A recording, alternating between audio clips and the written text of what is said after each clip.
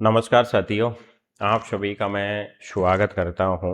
देखिए, आज की जो हमारी क्लास है वो काफ़ी ज़्यादा इम्पोर्टेंट रहने वाली है। आज की क्लास में हम एक विशेष टॉपिक के बारे में चर्चा करेंगे और उस टॉपिक का नाम है उत्तर आधुनिकतावाद। अंग्रेजी में इसे बोला जाता है पोस्ट मॉडर्नाइजेशन। याद रखना, आप किसी भी कंपटीशन की तैयारी कर रहे हैं, चाहे आप नेट जेआरएफ की तैयारी कर रहे हैं, चाहे आप पीजीटी की तैयारी कर रहे हैं या किसी भी राज्य के हैं और असिस्टेंट प्रोफेसर की आप तैयारी कर रहे हैं, तो यह क्लास आपके लिए रामबाण साबित होने वाली है। ठीक है ना? एक ना एक प्रश्न घुमा फिरा के इस क्लास से पूछा जाता है। आज की क्लास में उत्तर आधुनिकतावाद क्या है, इसके हम अर्थ के बारे में चर्चा करेंगे। उत्तर आधुनिकतावाद और आधुनिकतावाद के बीच में जो मूल अंतर क्या है उसके बारे में हम चर्चा करेंगे।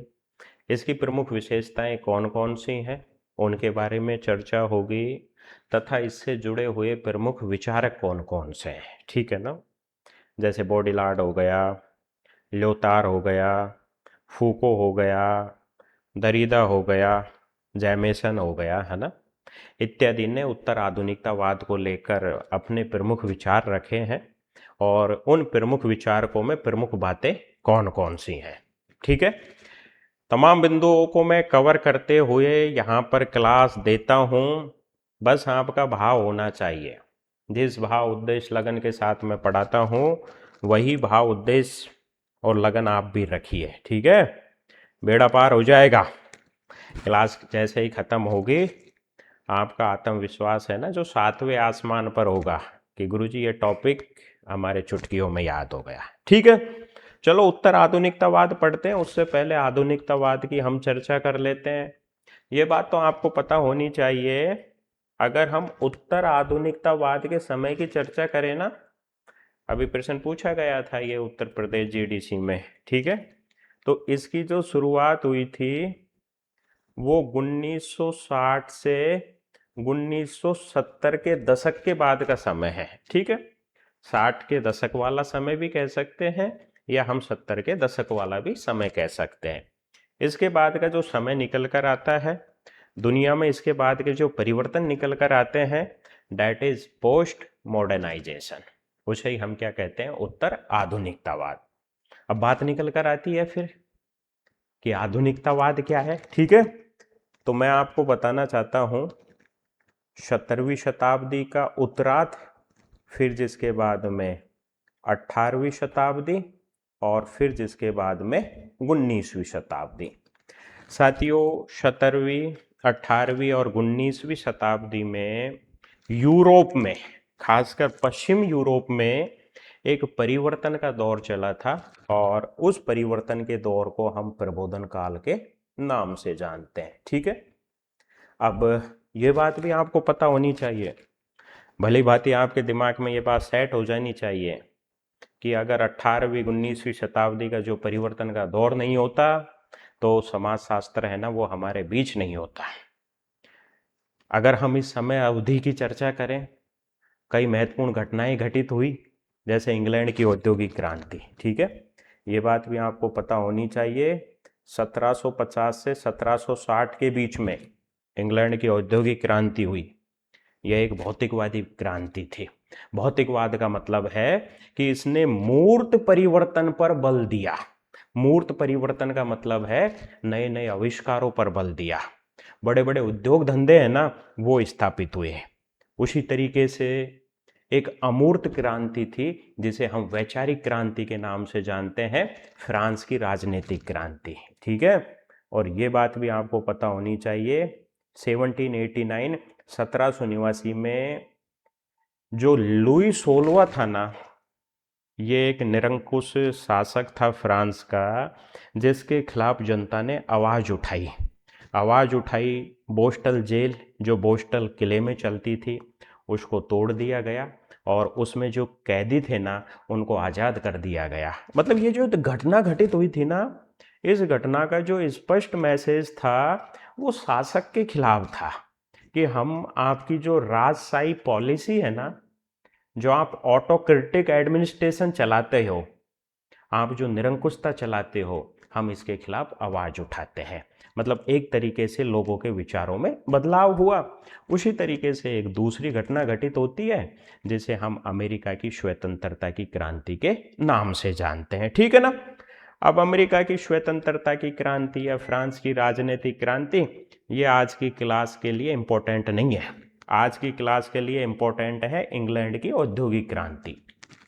साथियों, जो औद्योगिकवाद का जो समय है ना, या हम यूं कह सकते हैं कि आधुनिकतावाद का समय है, उसकी शुरुआत इंग्लैंड की औद्योगिक क्रांति से मानी जाती है। क्योंकि भाई उस समय बड़े बड़े उद्योग धंधे स्थापित होने लग गए। जैसे हम भाप के इंजन की चर्चा करें, ठीक है ना, बड़े बड़े प्रोडक्शन की हम चर्चा करें, जो लोगों के भौतिक सुख सुविधाओं की जो वस्तुएं हैं ना, वो बड़े बड़े स्तर पर निर्मित होने लग गई। मतलब वहां से जो समय स्टार्ट होता है, दैट इज आधुनिकतावाद, ठीक है। हालांकि हम गिडिंस की चर्चा करें, मिस्टर गिडिंस है ना, जिसने पोस्ट मॉडर्निटी को लेट मॉडर्निटी कहा है, मतलब विलंबित आधुनिकता। आधुनिकता के बाद का जो समय है, दैट इज लेट मॉडर्निटी, ठीक है। अब मुद्दे पर आ जाओ आप। मुद्दा ये निकल कर आता है कि एक्चुअल में जो उत्तर आधुनिकतावाद है ना, वो किन बातों पर बल देता है। साथियों, आपने एक शब्द का नाम सुना होगा, या फिर हम ऐसा मान लेते हैं, यहां पर एक लाइन लिखी हुई है, आप समझना मेरे भाव को। Reality is a construct. जो वास्तविकता है ना, उसका निर्माण किया जाता है। वास्तविकता हमें परंपराओं में नहीं मिलती है, वास्तविकता हमें धर्म ग्रंथों में नहीं मिलती, और वास्तविकता है ना, उसका निर्माण विज्ञान के द्वारा नहीं किया जा सकता। अब आप यूं कहोगे कि गुरुदेव आप कैसी बात कर रहे हो, विज्ञान ही तो वास्तविकता का निर्माण करता है। लेकिन मेरे भैया ऐसा है, उत्तर आधुनिकतावादी है ना, जो विज्ञान को अस्वीकार कर देते हैं। विज्ञान में पूर्ण रूपेण उनकी निष्ठा या उनकी भक्ति है ना, उसका अभाव दिखाई देता है। मतलब उत्तर आधुनिकता वाले यूं कहते हैं कि जो रियलिटी होती है ना, वो समय और स्थान के सापेक्ष होती है। जैसे साथियों, हम एक ग्रैंड नैरेटिव्स की चर्चा करें, और ग्रैंड नैरेटिव्स को हम कहते हैं पूंजीवाद, ठीक है ना। ग्रैंड नैरेटिव्स को हम पूंजीवाद कहते हैं। उसी तरीके से एक महा या बड़ा वाला आख्यान है जिसे हम मार्क्सवाद कहते हैं, है ना, ठीक है। अब ये पूंजीवाद क्या है, समझिए। पूंजीवाद एक ऐसी व्यवस्था है जिसमें उत्पादन के साधन, उत्पादन के संसाधन और उत्पादन की प्रक्रिया किसी लिमिटेड व्यक्तियों के हाथों में होती है। और वो जो लिमिटेड व्यक्ति है ना, इन साधन और संसाधनों के द्वारा लोगों का क्या करते हैं, शोषण करते हैं। मतलब एक तरीके से सर्वहारा के जो अधिकार है ना, उन अधिकारों को छीना जाता है। इसे ही तो हम पूंजीवाद कहते हैं। लेकिन पोस्ट मॉडर्नाइजेशन यूं कहता है कि जरूरी नहीं कि पूंजीवाद की यही परिभाषा सभी जगह लागू हो। भाई पूंजीवाद का जो अर्थ है ना, वो अलग अलग जगह अलग अलग हो भी सकता है। जैसे हम मार्क्सवाद की चर्चा करें, अब मिस्टर मार्क्स है ना, उसने दो वर्ग बताए हैं। समझना, मेरी एक एक चीज को समझना यार, समाजशास्त्र पढ़ने में मजा आता है। कहाँ पढ़े हुए हो आप इन रटी रटाई बातों में। जब तक हमने चीजों को भेजे में नहीं बैठाया तो हमने क्या ही बैठाया, ठीक है। अगर हम मार्क्सवाद की चर्चा करें, मिस्टर मार्क्स है ना, दो वर्गों की बात करता है। एक तो मिस्टर मार्क्स है, वो बुर्जुआ की बात करता है, और जिसके बाद में मिस्टर मार्क्स है ना, वो सर्वहारा की बात करता है, ठीक है। फिर मार्क्सवाद क्या है, मार्क्सवाद ये है कि बुर्जुआ यानी पूंजीपति है, वो क्या करता है, सर्वहारा का शोषण करता है। लेकिन पोस्ट मॉडर्नाइजेशन है ना, इसका खंडन करता है। पोस्ट मॉडर्नाइजेशन यूं कहता है कि अब समय बदल गया। कई जगह ऐसा भी देखा गया है कि बड़े बड़े पूंजीपति है ना, अपने वर्कर्स को महंगे महंगे गिफ्ट देते हैं। अभी एक कोई से भाई हैं जिनका सरनेम भाई हैं, गुजरात के व्यापारी हैं। होली और दीपावली के अवसर पर अपने उद्योग धंधों में काम करने वाले वर्कर्स को वो कार गिफ्ट करते हैं। That is post modernization. अगर मिस्टर मार्क्स की चर्चा करें तो मिस्टर मार्क्स है ना, वो भाई साहब हमेशा, ये बुर्जुआ की बात करें ये सर्वहारा की बात करें, मिस्टर मार्क्स ने हमेशा इनके बीच में लड़ाई देखी है। लेकिन पोस्ट मॉडर्नाइजेशन है ना, वो इनके बीच में सामंजस्य की भी बात करता है। वो यूं कहता है कि जरूरी नहीं इनके बीच में द्वंद्व पाया जाए। तो मतलब ध्यान रखें, एक व्यक्ति हुए थे जिनका नाम था ल्योतार। ल्योतार ने इस बात पर प्रमुख रूप से ध्यान केंद्रित किया कि भाई साहब जो ग्रैंड नैरेटिव्स बने हुए हैं ना, जो पहले से जो धारणा बनी हुई है, उस धारणा का हमें खंडन करना है, क्योंकि धारणाएं समय और स्थान के सापेक्ष हो सकती हैं। इतिहास में जो घटित हुआ, इतिहास की परिस्थितियां हो सकती है कि अलग रही हो। जैसे हम मिस्टर मार्क्स की चर्चा करें, अलग अलग युगों की बात की है, प्रिमिटिव कम्युनिज्म की बात की है। प्रिमिटिव कम्युनिज्म एक ऐसा समय था कि जहां पर कोई वर्ग ही नहीं था। फिर स्लेवरी स्टेज की बात की है, दास युग की। फिर दास युग में दो वर्ग आ गए, एक तो मालिक आ गया, एक सेवक आ गया। फिर फ्यूडल सोसाइटी आ गई, कैपिटलिस्टिक सोसाइटी आ गई। एक नए युग की कल्पना की है जिसे हम कम्युनिज्म के नाम से जानते हैं, या हम उसे सोशलिज्म भी कह सकते हैं। अब भाई जरूरी थोड़ी है कि जो प्रिमिटिव कम्युनिज्म की जो कंडीशन थी, हालांकि प्रिमिटिव कम्युनिज्म में कोई वर्ग नहीं था, और मिस्टर मार्क्स की जो कल्पना थी ना, उसमें भी कोई भी वर्ग नहीं है। लेकिन उस समय की कंडीशन अलग थी, इस समय की कंडीशन अलग है। मतलब जो बड़े आख्यान है, बड़ी विचारधारा है, जो ग्रैंड नैरेटिव्स है ना, उन नैरेटिव्स का हमें क्या करना है, खंडन करना है। इसकी बात कौन करता है, मिस्टर ल्योतार करता है। ठीक है। फिर जिसके बाद में यहां पर एक बात और निकल कर आती है। जैसे साथियों हम भाषा की बात करें, अब दरिदा है ना, वो डीकंस्ट्रक्शन थ्योरी की बात करता है। दरिदा है ना, जो विखंडनवाद की बात करता है। विखंडनवाद के अंतर्गत जो मिस्टर दरिदा है ना, उसने पश्चिम दर्शन की आलोचना की है। पश्चिम दर्शन का मतलब मोटा मोटी हम यूरोपियन कंट्री मान सकते हैं। तो यूरोप के लोग हैं ना, वो हमेशा स्टार्टिंग से अगर हम चर्चा करें तो यूरोपियन जो इतिहास है, यूरोपियन जो दर्शन है, या यूरोपियन जो लेखन परंपरा है, उसने अपने आप को सर्वश्रेष्ठ साबित करने का प्रयास किया है। यूरोपियन लेखन यूं कहता है कि हमारे द्वारा जो लिखा गया है, हमारे द्वारा जो इतिहास रचा गया है ना, वो सर्वथा सत्य है। लेकिन यहां पर भी दरिदा है ना, वो इसका खंडन करता है। दरिदा कहता है कि कैसे सत्य हो सकता है भाई, उस समय की परिस्थिति अलग थी। प्रत्येक व्यक्ति के, जिनकी एक किताब है ऑफ ग्रामेटोलॉजी, प्रत्येक व्यक्ति के जो भाव है ना समझने के, वो अलग अलग हो सकते हैं। जैसे साथियों, आपको समझ तो आ रही है ना मेरी बात।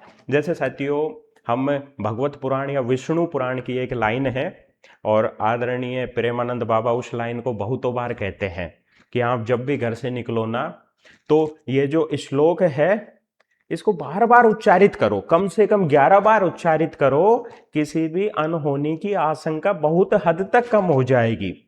ओम कृष्णाय वासुदेवाय हरे परमात्मने प्रणत कलेश नाशाय गोविंदाय नमो नमः।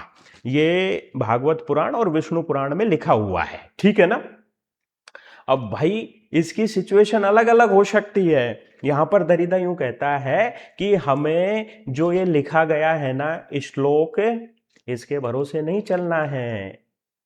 हमें ट्रैफिक सिग्नल के भरोसे चलना है, हमें रोड मैप के भरोसे चलना है, हमारा जो गाड़ी का जो रूल्स और रेगुलेशन होते हैं ना, हमें उसके अनुसार चलना है। That is post modernism. जो लिखी हुई बात है उस पर विश्वास नहीं करना है। जैसे साथियों हम फिर फूको की बात करें, मिस्टर फूको है ना, वो नॉलेज की बात करता है। मिस्टर फूको है वो पावर की बात करता है, पावर का मतलब ऑथोरिटी की बात करता है मिस्टर फूको। अब फूको यूं कहता है कि यार ये जो डिस्कोर्स था ना, ये विचार का मुद्दा था, ये जो नॉलेज था, ये नॉलेज है ना, वो ग्रैंड नैरेटिव से जुड़ा हुआ नहीं है, ये परंपराओं से जुड़ा हुआ नहीं है। जिसकी जैसी सुविधा थी उसने उसी के अनुसार नॉलेज और पावर को डिफाइन किया है। जैसे साथियों हम चर्चा करें, जैसे उनकी एक किताब है मैडनेस एंड सिविलाइजेशन, पागलपन एंड सभ्यता। अगर साथियों हम पागलपन की चर्चा करें, अगर हम मिडाइवल पीरियड की चर्चा करें, मिडाइवल पीरियड में कोई व्यक्ति पागल है ना, तो ये माना जाता था कि उसके ऊपर भूत प्रेतों का साया है। लेकिन ध्यान रखना कि अभी डिस्कोर्स चेंज हो गया। मेडिकल साइंस कहता है कि इसका जो नर्व सिस्टम है, इसकी जो दिमागी हालत है ना, वो ठीक नहीं है, इसीलिए ये व्यक्ति पागल है। तो प्रत्येक व्यक्ति ने, या हम यूं कह सकते हैं कि प्रत्येक जो ऑथोरिटी थी ना, उसने अपने अनुसार ज्ञान को डिफाइन किया है। जैसे साथियों, पहले अपराधी की परिभाषा क्या होती थी? कोई व्यक्ति राजद्रोह कर देता था। भाई अगर हम मिडाइवल की चर्चा करें, या मोटा मोटी हम यूं कह सकते हैं 17वीं शताब्दी से पहले तो जितना भी था वो ऑटोक्रेटिक ही था, राजशाही शासन था, राजा की आज्ञा का उल्लंघन करना। अब राजा गलत है, लेकिन फिर भी हमने उसका उल्लंघन कर दिया ना, कोई व्यक्ति क्रिमिनल कहलाता था, उसको अपराधी बनाकर जेल में डाल दिया जाता। आज के समय में अपराध की परिभाषा दूसरी हो गई है। आज के समय में अपराध, प्रत्येक अपराध के लिए वेल डिफाइंड लॉ बना हुआ है, प्रत्येक अपराध के लिए वेल डिफाइंड धाराएं बनी हुई है, वेल डिफाइंड उनके लिए पनिशमेंट है। That is post modernization. इसे हम क्या कहते हैं? उत्तर आधुनिकतावाद। जैसे हम हाइपर रियलिटी की बात करें, बॉडीलार्ड की बात करें, हाइपर रियलिटी, हाइपर रियलिटी ये पोस्ट मॉडर्नाइजेशन है। जैसे मैं पढ़ा रहा हूं, बहुत सारे स्टूडेंट मेरे से कहते हैं कि गुरुजी आप पढ़ाते हो ना, हमें बिल्कुल भी ऐसा नहीं लगता कि हम ऑनलाइन पढ़ रहे हैं, हमें ऐसा लगता है कि गुरुजी सामने खड़े हुए हैं और हम उनकी क्लास में बैठे हुए हैं। दैट इज हाइपर रियलिटी भैया। चीजें इतनी वास्तविक हो गई है आभासी दुनिया में, पता ही नहीं चल रहा। आपने देखा होगा बड़े बड़े ऐसे विज्ञापन आते हैं, अश्लील विज्ञापन आते हैं, अश्लील घटनाएं है ना, जो मेरे पास भी बीच में चला था ऐसा दौर। व्हाट्सएप पर कुछ मैसेज आता था, हाय मैं फलानी फलानी हूं, आपको मैं पसंद करती हूं, क्या आप वीडियो कॉल पे मेरे साथ समय स्पेंड करना चाहोगे? मतलब समय स्पेंड का मतलब समझ जाना कि वो हरकत करना चाहोगे। That is hyper reality. पता ही नहीं चलता कौन 200 किलोमीटर दूर बैठा है, कौन 1000 किलोमीटर दूर, वही सुख की अनुभूति। That is post modernization. ठीक है। जबकि पहले है ना, ऐसा नहीं था। पहले व्यक्ति का आमने सामने होना जरूरी था, जो भौतिकवाद है ना, उसका मिलन होना जरूरी था। ठीक है ना। इसे हम क्या कहते हैं? पोस्ट। एक साथियों, अर्थ, अर्थ की बात, जैसा कि मैंने कहा कि दरिदा ने जो मीनिंग है ना, वो मीनिंग को चेंज ही कर दिया कि प्रत्येक लाइन है ना, उसमें छुपा हुआ अर्थ है, और वो आपके ऊपर डिपेंड करता है यार कि आप उस अर्थ को कैसे डिफाइन करते हो। ठीक है ना। कोई उसका मतलब क्या निकालता है, कोई, जैसे अभी एक मुद्दा चला था, विकास देवकीर्ति सर ने भी इस पर क्लियरिफिकेशन दिया था, ढोल गवार शूद्र पशुनारी सकल ताड़ना के अधिकारी। अलग अलग लोगों ने अलग अलग डिफाइन दिया। बीजेपी वालों ने कहा ताड़ना का मतलब है उसको एजुकेशन देना। फिर एक बहुत बड़े समाजवादी पार्टी के प्रवक्ता है, भाटी सरनेम लगाते हैं, उन्होंने कहा कि हमने तो ताड़ना का मतलब कहीं भी नहीं देखा कि एजुकेशन देना। सीनियर सेकेंडरी ताड़ना विश्वविद्यालय, सीनियर सेकेंडरी महाविद्यालय, है ना। तो मतलब ये क्या है, हर मीनिंग, हर लाइन के पीछे उसका अलग अलग भाव है ना, वो छुपा रहता है। ये व्यक्ति पे डिपेंड करता है। फिर जिसके बाद में संस्कृति है ना, उनका आपस में मिश्रण हो गया है। साथियों आपने देखा होगा एम्बेडिंग और डिसएम्बेडिंग, इसकी बात गिडिंस ने की है। ठीक है ना। एम्बेडिंग और री एम्बेडिंग, जैसे मान लो अभी मैं वर्तमान जिस सिचुएशन में हूं, जिस एनवायरमेंट में हूं, मैं इस एनवायरमेंट को छोड़ दूंगा, मैं यहां से डिस्कनेक्ट हो जाऊंगा, लेकिन मुझे क्या होना पड़ेगा? री एम्बेडिंग होना पड़ेगा। भाई मैंने यहां से छोड़ा, किसी नए स्थान पर गया, तो वहां के वैल्यूज, वहां के पैटर्न इत्यादि को तो फॉलो करना पड़ेगा। मीन्स जो संस्कृतियां है ना, वो मिश्रित हो गई है, जो कट्टरतावाद थी। हालांकि कुछ हद तक कट्टरतावाद आधुनिकता ने खत्म करी, लेकिन जो उत्तर आधुनिकता है, इसने कट्टरता पूरी खत्म कर दी। जैसे साथियों एक हार्डी हार्डी करके एक है विचारक, मैं बताऊंगा वो क्या है। वो आयरन लिबरलिज्म की बात करता है।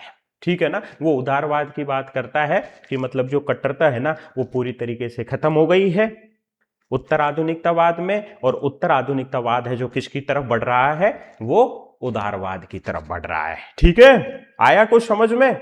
देखो भाई, पढ़ो ना, पढ़ो तो मन लगा के पढ़ो। जैसे यहाँ पर एक लाइन आपको दिखाई दे रही है, लाइन से ही सब समझ में आ जाएगा।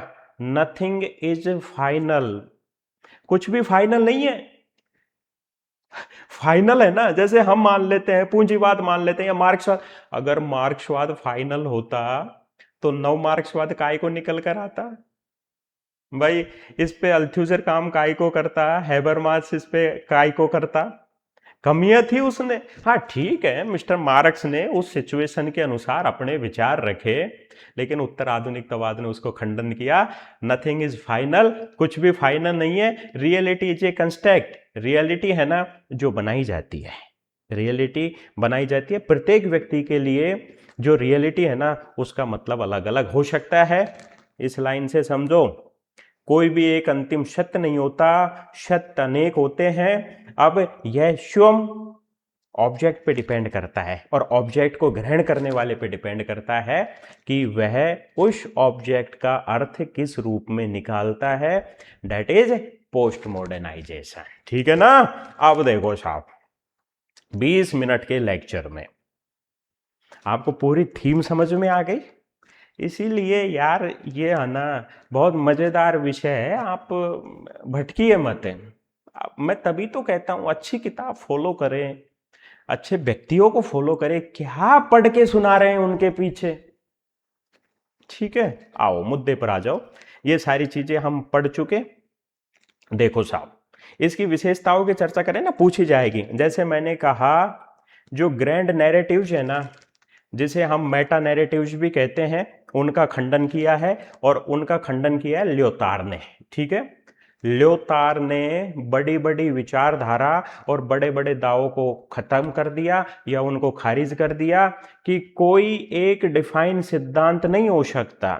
कोई सिद्धांत अगर 14वीं शताब्दी में बनाया गया है तो उस समय की परिस्थितियां अलग थी। ऐसा बिल्कुल भी नहीं है कि 14वीं शताब्दी के बने हुए सिद्धांत या विचारधारा को हम 21वीं शताब्दी में अप्लाई कर सके। इसकी बात किसने की है? पोस्ट मॉडर्निज्म ने बात की है। ठीक है ना। जैसे ईसाई, अब धर्म में लिखी हुई बातें, अब मैंने प्रेमानंद बाबा, मैं तो मानता हूं प्रेमानंद बाबा को, ओम कृष्णाय वासुदेवाय हरे परमात्मा ने प्रणत कलेशनाशाय गोविंदाय नमो नमः। मेरा क्या जा रहा है भाई? कुछ नहीं जा रहा। लेकिन पोस्ट मॉडर्निज्म इसको मानता ही नहीं है। पोस्ट मॉडर्निज्म यूं कहता है कि आप इस लाइन को 11 बार, क्या 1100 बार है ना, आप उच्चारित करके जाओ। आप सिग्नलों को तोड़ दो, आप ट्रैफिक रूल्स को फॉलो मत करो, डेफिनेट आपको फाइन लगेगा। और दैट इज हाइपर रियलिटी। अभी मैंने देखा, मैं अपनी 4 व्हीलर से अमूमन, अभी ये दिल्ली मुंबई जो 6 लेन एक्सप्रेस बना है ना, एक्सप्रेस वे बना है, तो जयपुर के लिए भी इसको कनेक्ट कर दिया है हमारे। तो मैं इस पे जाता हूं, तो भाई साहब उसमें जो कैमरा है ना, वो कैमरा हमें ट्रेस कर रहा होता है, कितनी स्पीड है, कितना क्या है, वो तुरंत वार्निंग दे देता है हमें। ठीक है ना। That is post modernism. तो यहां पर जो ल्योतार साहब हैं, मेटा नैरेटिव्स का उन्होंने खंडन किया है। सबके लिए कोई एक सिद्धांत नहीं हो सकता, सबका मालिक एक, इस विचारधारा का खंडन करता है पोस्ट मॉडर्निज्म। ठीक है।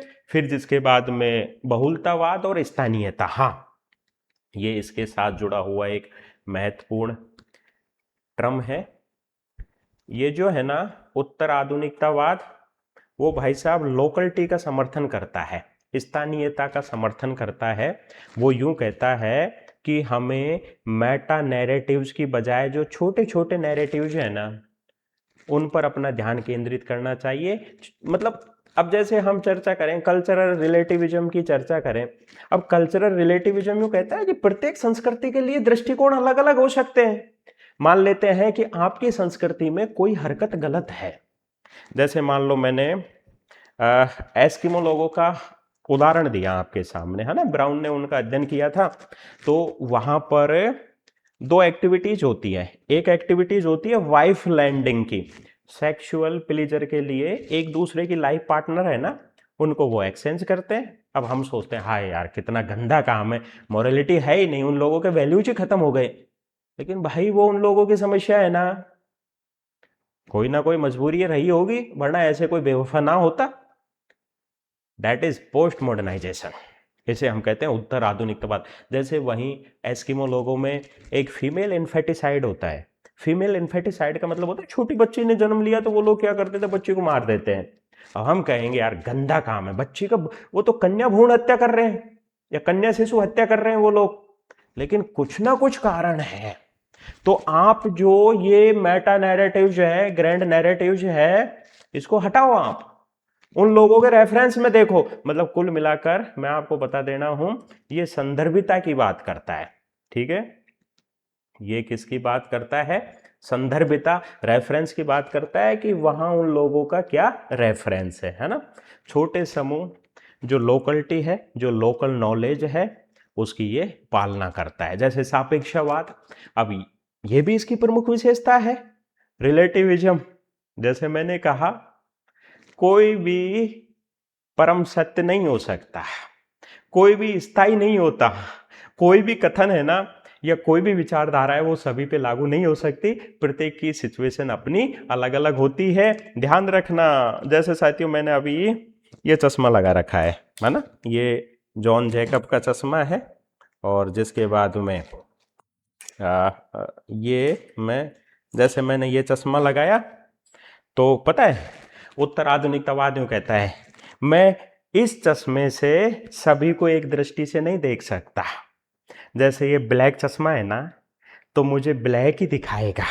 जिसके बाद में मैंने इसको उतार के रखा, ये मेरा ग्रीन चश्मा है तो मुझे ग्रीन ही दिखाएगा। ठीक है ना। और जिसके बाद में मेरा एक ये फ्रेमलेस है, नहीं कहीं दूसरी जगह रखा है, ठीक है ना। तो मेरा जो फ्रेमलेस रखा है ना, वो येलो है तो मुझे येलो ही दिखाएगा। That is post modernization. ठीक है, उत्तर आधुनिकतावाद यूं कहता है कि तुम एक चश्मे से या एक दृष्टि से या एक डंडे से सभी जानवर को समान रूप से नहीं हाँक सकते। सबके लिए तुम्हें अलग अलग दृष्टिकोण काम में लेना पड़ेगा। मतलब दैट इज रिलेटिविज्म, ये सापेक्षवाद का समर्थन करता है। एक विशेषता ये हो गई। जिसके बाद में विखंडन और पाठ संरचना, जैसे मैंने कहा दरीदा, कोई भी बात लिखी हुई है अंतिम सत्य नहीं है। ढोल गंवार शूद्र पशु नारी सकल ताड़ना के अधिकारी, जहां तक मेरी समझ है उसमें ये लिखा है कि शूद्र पशु नारी ये है ना प्रताड़ना के अधिकारी होते हैं, ये दंड के अधिकारी होते हैं। ऐसा थोड़ी है कई शूद्र, जैसे हम वाल्मीकि जी की चर्चा करें, कितने प्रकांड विद्वान हैं। ठीक है ना, बहुत सारे ऐसे व्यक्ति रहे हैं, जैसे महामहिम राष्ट्रपति महोदय, अभी महोदय है, इससे पहले आदरणीय कोविंद साहब थे। तो वो भाई कहां पहुंचे? अगर मान लो तुमने एक वही लाइन को रखा, जैसे हम चर्चा करें ब्राह्मण क्षत्रिय वैश्य शूद्र, हमारे वर्णाश्रम व्यवस्था, अगर तुम शूद्रों को केवल साफ सफाई तक ही देखते तो आज वो हमारे इस लोकतांत्रिक देश के प्रथम नागरिक नहीं बन पाते। मतलब प्रत्येक के जो भाव है ना, वो छुपी हुई संरचना की बात करता है कि इसका मूल भाव क्या है, जो सभी के लिए अलग अलग हो सकता है। That is post modernization. ठीक है, जिसके बाद में पावर एंड नॉलेज, इसकी बात की है फूको ने। ध्यान रखना, कोई भी ज्ञान या कोई भी सत्य है ना, वो स्थायी नहीं हो सकता। प्रत्येक ने अपने अनुसार उसको क्या किया, डिफाइन किया। जैसे हम प्लेजर ऑफ सेक्सुअलिटी की चर्चा करें, है ना। अब ये फूको साहब है ना, ये सेक्सुअलिटी को डिस्कोर्स से जोड़ते हैं। डिस्कोर्स का मतलब विमर्श से जोड़ते हैं। जैसे हम चर्चा करें लगभग 17वीं शताब्दी या उससे पहले की चर्चा करें, कोई सेक्सुअलिटी पर बात नहीं करता था। ये बहुत शर्मिंदगी का मुद्दा माना जाता था सेक्सुअलिटी। लेकिन जैसे जैसे आधुनिकतावाद निकल कर आया, सेक्सुअलिटी पर विमर्श होने लगा, सेक्सुअलिटी पर चर्चा होने लग गई। और आज तो हम देखते हैं कि टीवी पर दुनिया भर के विज्ञापन आते हैं। भाई इस पर खुलकर बात करनी है। जैसे हम HIV की चर्चा करें, पॉपुलेशन ग्रोथ की चर्चा करें, यौन संक्रमण की चर्चा करें, चर्चा होती है। चर्चा इसलिए होती है ना कि भाई आज का समय अलग है, इस पे चर्चा नहीं होगी तो जनसंख्या है ना तीव्र गति से बढ़ जाएगी, साधन और संसाधनों का अभाव हो जाएगा। That is post modernization. मतलब ज्ञान और ऑथोरिटी को अपने अनुसार डिफाइन किया गया है, ठीक है ना। जैसे हम चर्चा करें, मैंने अभी अपराधी वाला एग्जाम्पल दिया। पहले क्या होता था कि कोई व्यक्ति आवाज उठाता, हम फिल्मों में भी देखते हैं ना, फिल्मों में क्या होता है, वो एक काल्पनिक बातें होती है लेकिन वास्तविकता से जुड़ी रहती है। कोई व्यक्ति मान लो ज्यादा उछल कूद कर रहा है, या किसी सत्ताधारी को लगता है कि ये मेरे खिलाफ आवाज उठाएगा, मेरे लिए खतरा बनेगा, तुरंत उसको जेल में डाल दिया जाता है। That is post modernization. मतलब ज्ञान है ना, ज्ञान कोई स्थायी नहीं है, ठीक है। सबने आवश्यकता के अनुसार उसमें परिवर्तन किया है। जैसे साथियों हम चर्चा करें हाइपर रियलिटी और सिमुलेशन, इंपॉर्टेंट है, बॉडी लार्ड करता है इसकी बात, हाइपर रियलिटी और सिमुलेशन की, है ना। वास्तविकता और आभासी, रियल और वर्चुअल, दो शब्द हैं। प्रश्न पूछा, अभी पूछा गया था कोई सी परीक्षा में, है ना। दो शब्द निकल कर आते हैं, एक तो रियल और एक वर्चुअल, ठीक है। तो बॉडी लार्ड यूं कहता है कि वर्तमान समय में जो इनका अंतर है ना, वो इनका अंतर है भाई साहब बिल्कुल खत्म हो गया है। और नो डाउट हो गया है, जैसे मैंने अभी उदाहरण दिया, आप कहीं भी बैठे हुए हो, आपको ऐसा लग रहा है कि मैं वास्तविकता में आपके सामने हूं। That is post modernization. शैलियों का मिश्रण हो गया है। पहले क्या था, पहले स्पेशलाइजेशन था।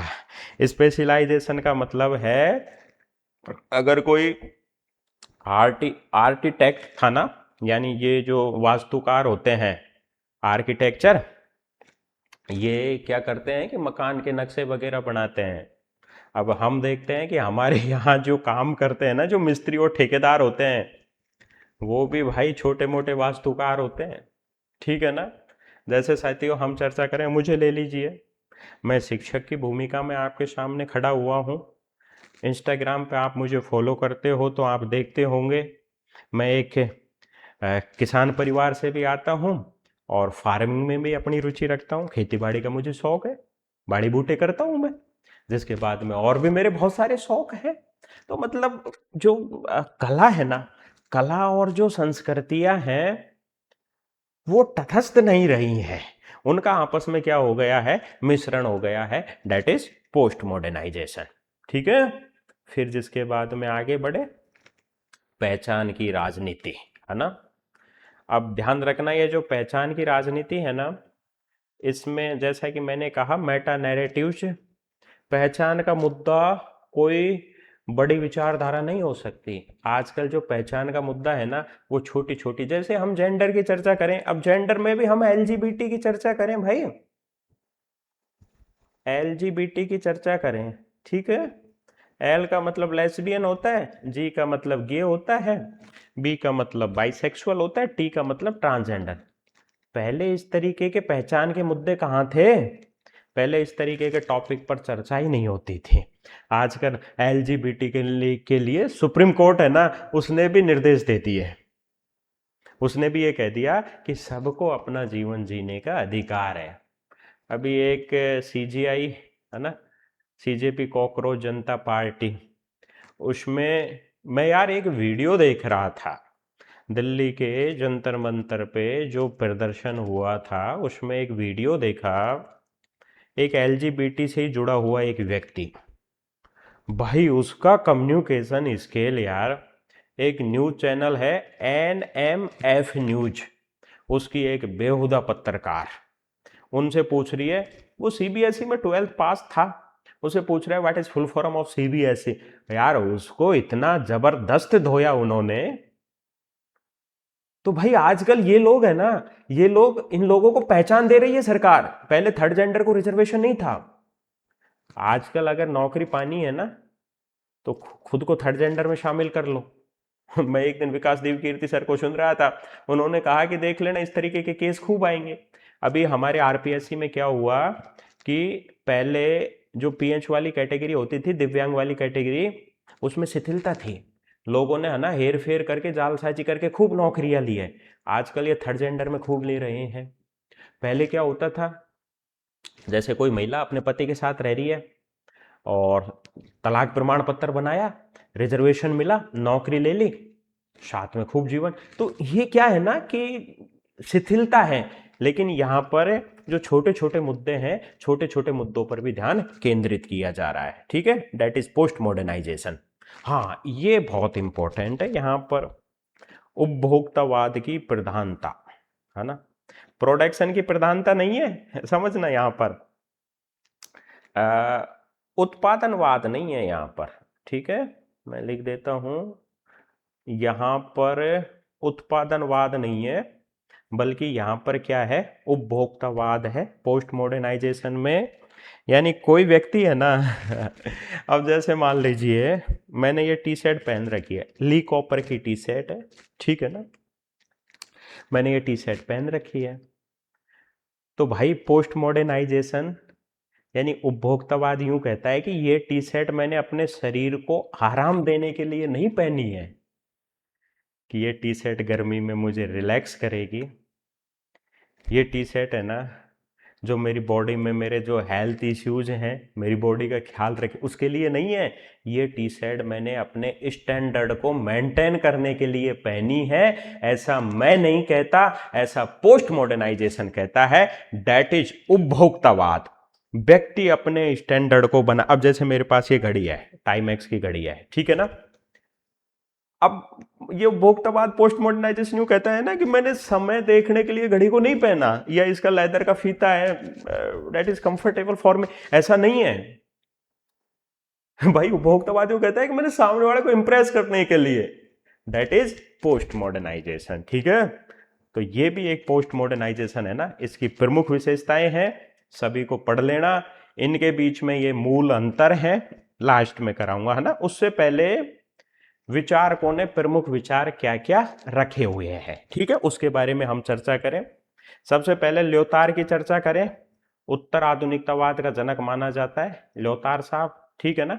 और इनके साथ जुड़ा हुआ जो प्रमुख कीवर्ड है ना, मेटा नैरेटिव्स, ठीक है, जो मेटा नैरेटिव्स है ना, उनका इन्होंने क्या किया है, खंडन किया है, बहुत इंपॉर्टेंट है। ठीक है, बड़ी बड़ी विचारधाराएं, पूंजीवाद, मार्क्सवाद, वो समय के अनुसार ठीक थी, लेकिन अब जरूरी नहीं कि उनमें समय के अनुसार ठीक ठाक हो। ठीक है, जैसे इनकी एक किताब है, पूछी जा सकती है, the post modern condition, A report on knowledge, 1979 को लिखी है। ठीक है, तो यहां पर यही है, इन्होंने महा आख्यानों को खत्म करने या उनका अंत करने की बात कही है, और जो लघु आख्यान है ना, मिनी नैरेटिव जो हैं, उन पर ध्यान केंद्रित करने की बात कही है, दैट इज पोस्ट मॉडर्नाइजेशन। और यही क्या है, उत्तर आधुनिकतावाद है। जैसे स्थानीय ज्ञान क्या है, भाषाई खेल, हाशिए के समूह, है ना, वीकर सेक्शन, ट्राइबल से जुड़े हुए मुद्दे, फोक कल्चर, फोक डांस, फोक वैल्यूज, ठीक है, इत्यादि पर ध्यान केंद्रित करने की बात ल्योतार करता है, और इन्हीं पर ध्यान केंद्रित करने की बात पोस्ट मॉडर्नाइजेशन करता है। इससे जुड़े हुए महत्वपूर्ण कीवर्ड है, मेटा नैरेटिव्स की बात करता है ल्योतार, ठीक है ना, मतलब उनको खत्म करने की बात करता है। जिसके बाद में मिनी नैरेटिव्स, उन पर ध्यान केंद्रित करने की बात करता है, और उत्तर आधुनिकतावाद का प्रवर्तक या जनक माना जाता है, और ये इनकी महत्वपूर्ण किताबें हैं। बस यही है, बहुत बार पूछा गया है। जैसे मिशेल फूको की चर्चा करें, ये इनकी बहुत फेमस किताबें हैं, मैडनेस एंड सिविलाइजेशन हो गया, डिसिप्लिन एंड पनिश हो गया, हिस्ट्री ऑफ सेक्सुअलिटी हो गया भाई, pleasure of sexuality, history of sexuality, ठीक है ना। अब हिस्ट्री ऑफ सेक्सुअलिटी में भी ये उसी बात पर ध्यान केंद्रित करता है कि किस तरीके से समय बदलता गया और किस तरीके से सेक्स पे बातें होती गई। एक जमाना था जब बिल्कुल भी बातें नहीं होती थी। आपने प्लास्टिक सेक्सुअलिटी का नाम सुना होगा, ठीक है, आपने प्लास्टिक सेक्सुअलिटी का नाम सुना होगा।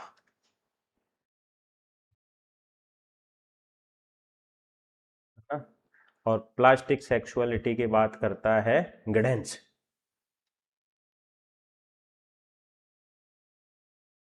भाई ये जो गिडिन साहब है ना, गिडिंस भी तो यही बात कहता है कि अब जो सेक्सुअलिटी है ना वो प्रदर्शन का मुद्दा हो गया।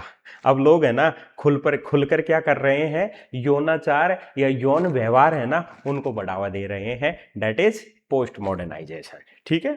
जैसे ज्ञान और सत्ता का मैंने आपको कहा कि ज्ञान और सत्ता अलग अलग नहीं है, सुविधाओं के अनुसार जैसा सत्ताधारी वर्ग को लगा, सत्ताधारी वर्ग ने अपनी सुविधाओं के अनुसार ज्ञान को डिफाइन कर दिया, उसी के अनुसार ऑथोरिटी को डिफाइन कर दिया, और फिर उसी के अनुसार उन्होंने पावर को है जो हासिल कर लिया। ठीक है।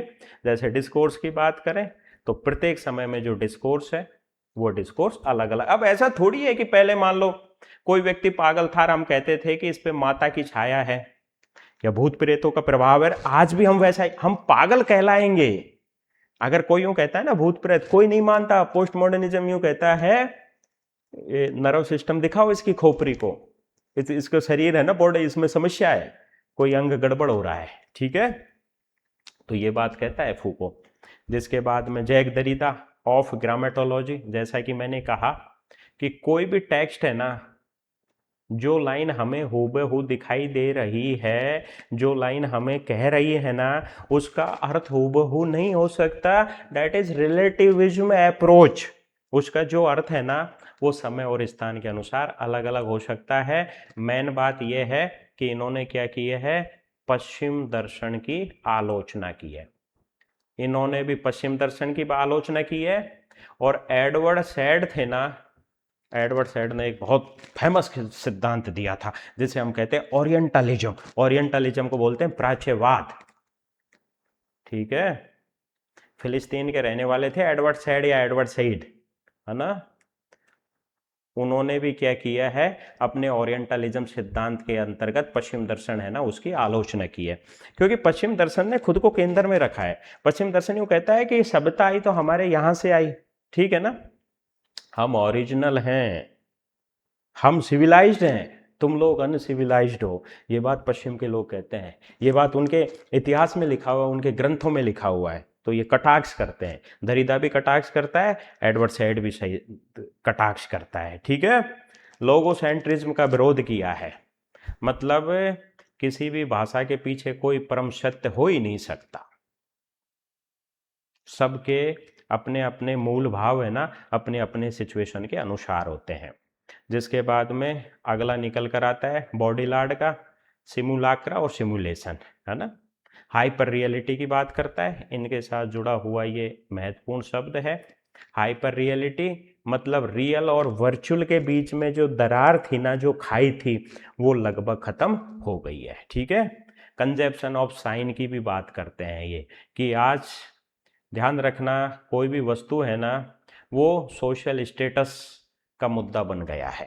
ठीक है। कॉमोडिटीज ऑफ फैक्टिसिज्म की बात करें, वस्तुओं के प्रति तृष्णा या वस्तुओं के प्रति अंधभक्ति, इसकी बात करता है मिस्टर कार्ल मार्क्स।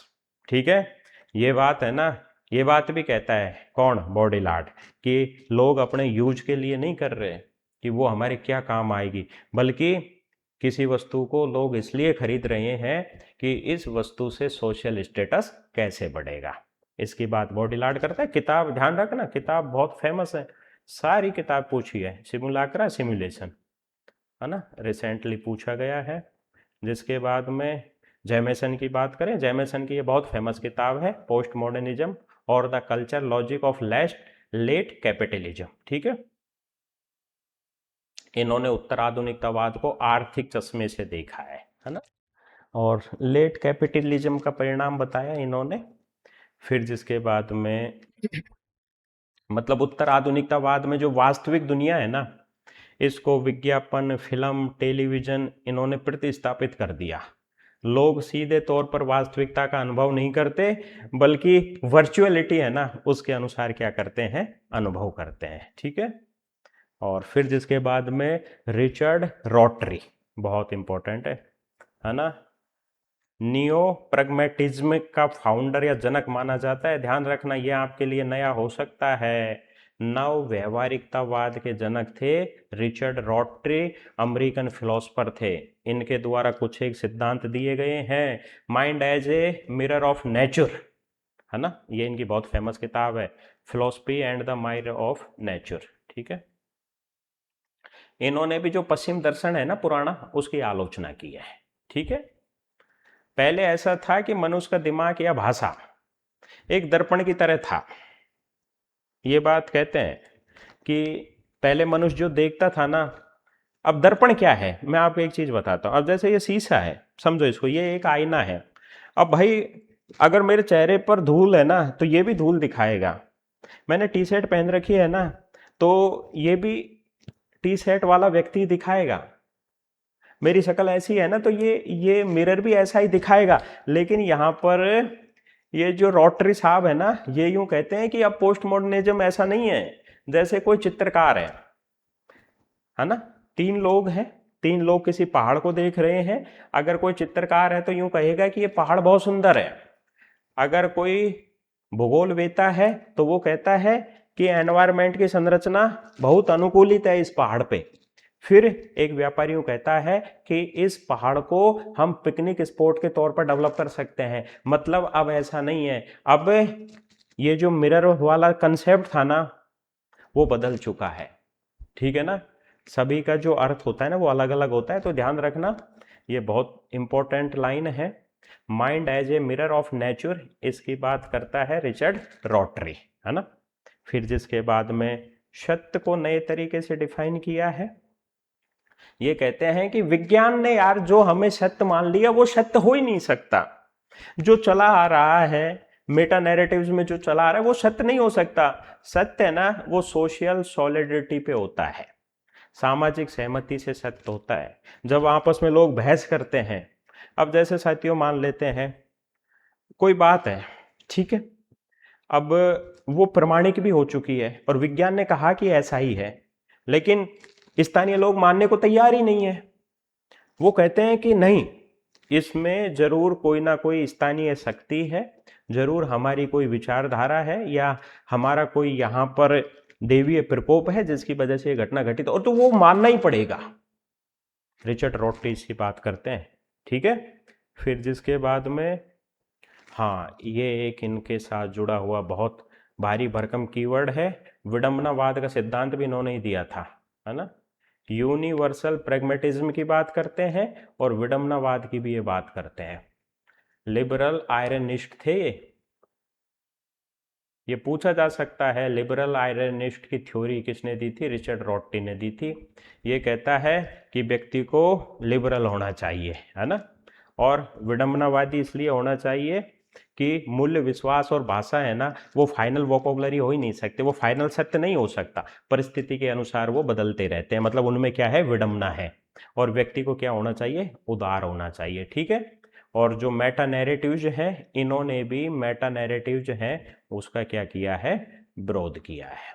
ये लो साहब, क्लास खत्म हो गई। अब देखो साहब, इस क्लास में इंपॉर्टेंट बातें मैं आपको बताता हूं। जैसे रिचर्ड रॉटरी की बात करें, लिबरल आयरनिस्ट की अवधारणा रिचर्ड रॉटरी ने दी है। विडंबनावादी थे, ये उदारवादी थे। जो मेटा नैरेटिव्स है, मेटा नैरेटिव्स का ल्योतार ने भी विरोध किया है, तो इन्होंने भी विरोध किया है। ठीक है ना, और कन्वर्सेशन है ना वो कंटिन्यू होना चाहिए। ठीक है, जैसे हैबरमास पब्लिक स्पेयर की बात करते हैं ना, कि सार्वजनिक मंच जिंदे हैं तो लोगों की समस्या का समाधान होता रहेगा। कीपिंग द कन्वर्सेशन गोइंग, आपस में बातचीत होनी चाहिए। इसकी बात भी कौन करता है? रिचर्ड रॉटरी करता है। ये इनकी मोस्ट किताबें हैं, पूछी जा सकती है ना। तो ये कीवर्ड है, इनको याद कर लेना। जिसके बाद में एक इन्होंने सत्य को नए तौर पर परिभाषित किया है।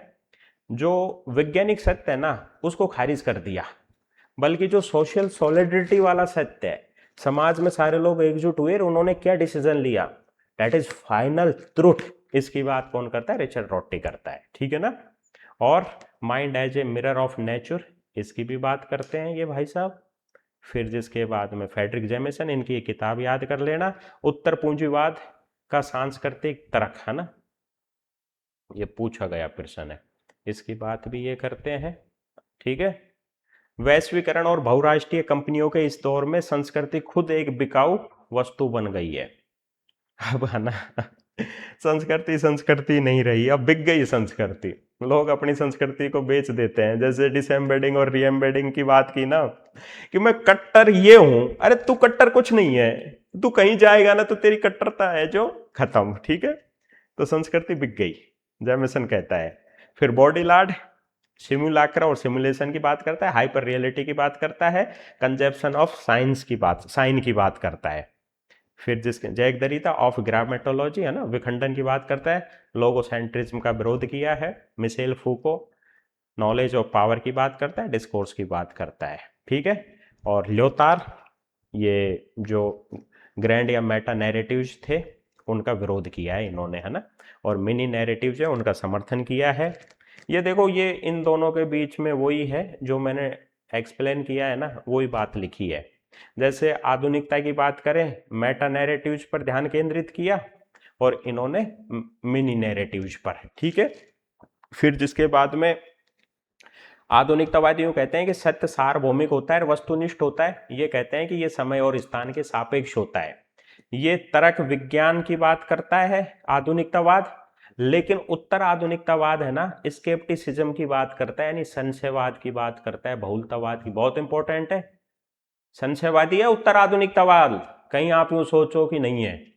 फिर जिसके बाद में आगे बढ़े, ज्ञान तटस्थ है, जबकि ये यूं कहते हैं कि ये तटस्थ नहीं है बल्कि ये सापेक्ष है, ठीक है। इसमें प्रोडक्शन पर ध्यान दिया जाता है, यानी उत्पादन पर, और इस पे उपभोक्तावाद पे ध्यान दिया जाता है। ये लो साहब, ये आपका क्लास है ना, ये क्लास कंप्लीट हो जाता। अब मुझे बताओ, हमने लगभग 6-7 थिंकर, हो सकता है रिचर्ड रॉटी, लिबरल आयरनिज्म है ना, आयरनिस्ट या आयरनिज्म, ये आपके लिए नया हो। यूनिवर्सल प्रेगमेटिज्म है ना, ये आपके लिए नया हो। 5-6 थिंकर पढ़ लिए, विशेषताएं पढ़ ली, इसका अर्थ पढ़ लिया, एक्चुअल में क्या है वो पढ़ लिया। आधुनिकतावाद और उत्तर आधुनिकतावाद में क्या अंतर है ये हमने पढ़ लिया, क्या बचा, ठीक है। इसीलिए तो कहता हूं यार, पिछले 10 वर्ष से पढ़ा रहा हूं, गला फाड़ फाड़ के पढ़ा रहा हूं, कोई समझने को तैयार ही नहीं है। हर एग्जाम के बाद मैं प्रूफ लेके आता हूं, लेकिन फिर भी स्थिरता नहीं है विद्यार्थियों में। मुझे तकलीफ होती है, क्योंकि अब ये चीज मैंने पढ़ी है, तो ऐसे थोड़ी कि 1 घंटा आध घंटे में कंप्लीट, मैंने भी खूब पढ़ा होगा, 6-7 घंटे पढ़ा होगा, चीजों को समझा होगा, तभी तो लगभग आप देखो 53 मिनट हो गई एक्सप्लेन कर रहा हूं, बिना रुके एक्सप्लेन कर रहा हूं, बिना मेरे शब्द अटके, बिना मेरी जबान लड़खड़ाए मैं एक्सप्लेन कर रहा हूं।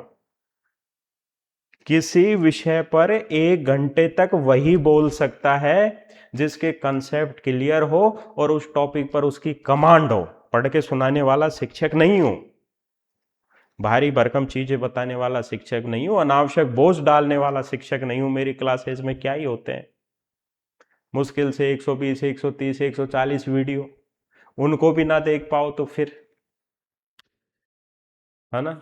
विश्वास लाओ, स्थिरता लाओ, तब जाके सफलता मिलेगी। जो ट्रेंड चल रहा है, जो पढ़ रहे हैं, जैसे क्वेश्चन आ रहे हैं उनके अनुसार पढ़ो, ठीक है ना, अच्छे से पढ़ो। शुभकामना है, मां शारदा आपकी प्रत्येक मनोकामना पूर्ण करें। Thank you.